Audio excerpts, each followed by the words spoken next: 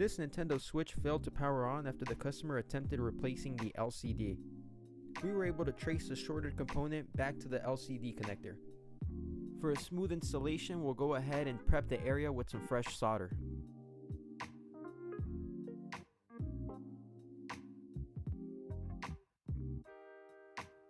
Now that the pads are looking nice and shiny, it's time to install our new connector.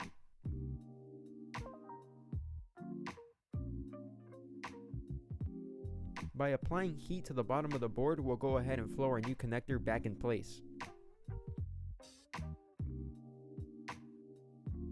Using some isopropyl alcohol, we'll clean the area, removing any unwanted flux from the connector.